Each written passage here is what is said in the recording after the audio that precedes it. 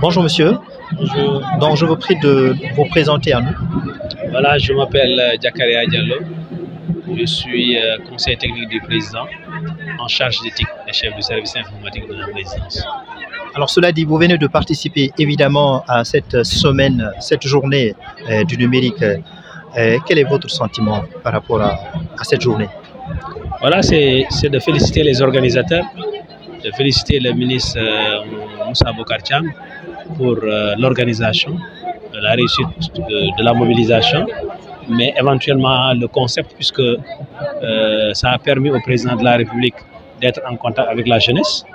De deux, ça a permis au président aussi de décorer les meilleurs start-upers du Sénégal, avec, comme vous l'avez si bien constaté, des remises de chèques d'une valeur environ de 50 millions, de 30 et 15 millions, et d'autres lots en matériel. C'est juste pour vous dire que donc le président est avec les jeunes et que le président de la République aussi est également très connecté. Est-ce que le président de la République, on a entendu son discours, est-ce qu'il prend en compte les enjeux par rapport à la sécurité de ce numérique-là? Bien sûr, bien sûr. Dans un premier temps, le président a beaucoup fait dans le numérique. Nous avons mis en place une stratégie nationale de l'économie numérique, la SN 2025, qu'il a d'ailleurs parlé dans son discours. Il a mis en place la stratégie nationale de cybersécurité, qui est le cadre stratégique qui permet d'organiser et de coordonner toutes les actions de sécurité, la SN 2022. Ça veut dire qu'aujourd'hui, le Sénégal est en phase, que ce soit au niveau international et au niveau du Sénégal.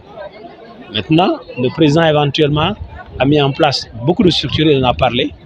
La DCSI, la Direction générale du système de la sécurité des systèmes d'information, la DCSI, Direction générale du chiffre et de la sécurité des systèmes d'information, qui coordonne toutes les activités de sécurité au niveau de ce pays, éventuellement d'autres structures qui sont au niveau de l'État qui coordonnent ces activités-là. Donc je pense que nous sommes conscients des enjeux et éventuellement, je pense que mais aussi il faut partir vers la sensibilisation des jeunes qui comprennent l'enjeu du numérique, qui comprennent c'est quoi le numérique, quelle est l'utilité du numérique, et éventuellement les dangers pour essayer quand même aussi de polariser. Le président a fait beaucoup d'efforts.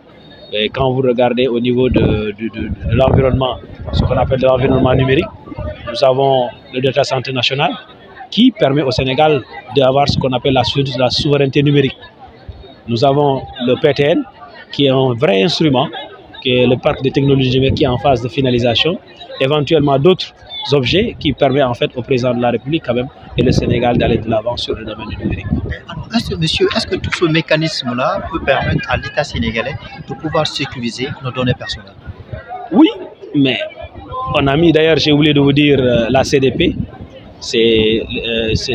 La CDP, c'est ceux qui s'occupent de tout ce qui est données personnelles. Donc ça veut dire que le cadre juridique est là. Et quand on met le cadre juridique, le cadre institutionnel, ça veut dire qu'il y a des lois qui encadrent le secteur.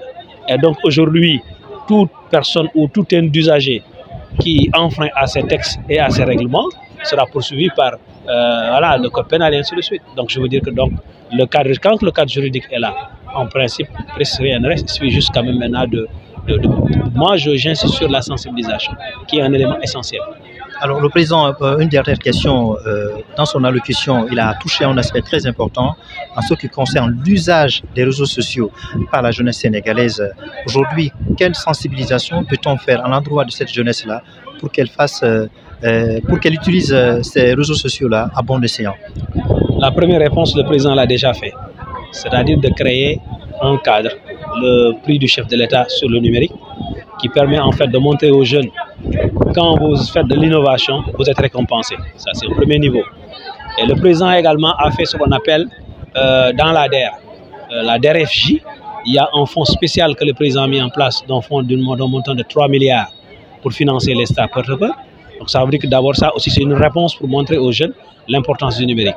Maintenant, la dernière des choses, c'est également la sensibilisation de la jeunesse sur l'aspect numérique, sur les expliquer les enjeux et mettre des cadres, en fait en quelque sorte des ateliers qui permettent aux jeunes de comprendre le danger que le numérique peut amener dans nos pays. Et je pense que mais il faut comprendre aussi, nous avons une jeunesse, un Sénégal très jeune, où à peine 60 à 70% de la population sénégalaise a moins de 35 ans. Donc ça veut dire que l'usage du numérique est important. Et je pense que ça, c'est un autre problème que nous allons régler à travers la sensibilisation et la création d'emplois. Et on doit faire comprendre aussi aux jeunes qu'aujourd'hui, que le numérique, c'est le seul levier qui permet de booster ou bien de doubler en fait la croissance économique d'un pays. Merci pour cette interview. Voilà, je vous remercie.